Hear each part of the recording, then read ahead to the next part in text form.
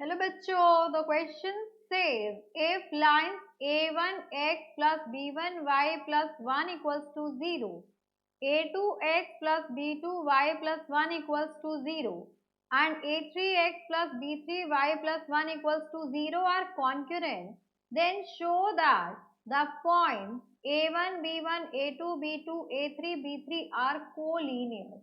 अब क्वेश्चन में हमसे ये कह रहा है कि अगर ये तीनों लाइंस मेरी कॉन्करेंट है, दैट मीन्स ये तीनों लाइन एक पर्टिकुलर पॉइंट पे इंटरसेक्ट करती हैं, तो हमें ये शो करना है कि ये तीनों पॉइंट्स कोलिनियर है, दैट मीन्स एक ही लाइन में आते हैं।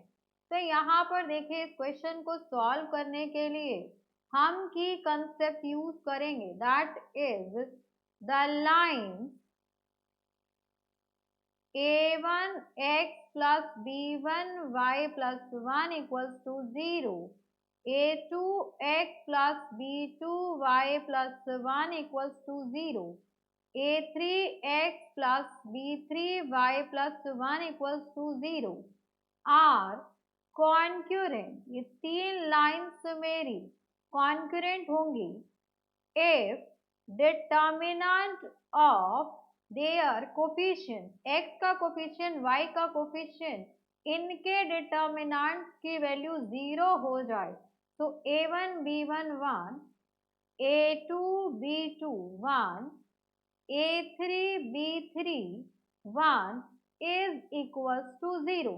तो यहाँ पर हमें ऑलरेडी गिवन है, it is given that solution for this question is, it is given that the three lines are concurrent। तीन lines मेरी concurrent हैं, therefore we can say that a1 b1 1, a2 b2 1, a3 b3 1 is equals to 0। ये मेरी 0 के बराबर है।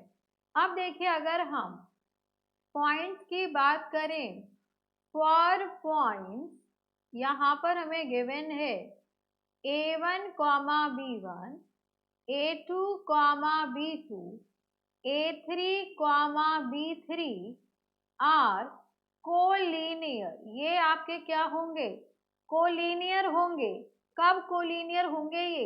जब आपके ये तीनों पॉइंट से जो एरिया ऑफ ट्राइंगल होगा वो आपका 0 होगा, बिकॉज कभी भी कोलिनियर यानी कि सेम लाइन पे अगर पॉइंट्स लाई करेंगे तो area are collinear if area of triangle formed by these points is equals to 0। अगर मेरा एरिया 0 होगा, तो अगर हम बात करें एरिया ऑफ ट्राइंगल की, तो area of triangle is given by half of determinant a1 b1 1, a2 b2 1, a3 b3 1 is given by this, and we know that this is equals to 0 because हमें पता है कि तीनों lines concurrent हैं। तो इसको अगर हम 1 दे दे, so from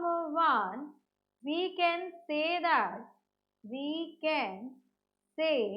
that area of triangle formed by the given point, triangle formed by given point is equals to 0। 0 हो गया, तो यहाँ से आगे आपके पास hence the point a comma b, यहाँ पर a1 b1 है, a कॉमा b नहीं है, तो a1 b1, a2 b2, a3 b3 are collinear. ये पॉइंट्स मेरे कोलिनियर है। So we have proved this with the help of area of triangle in determinant form.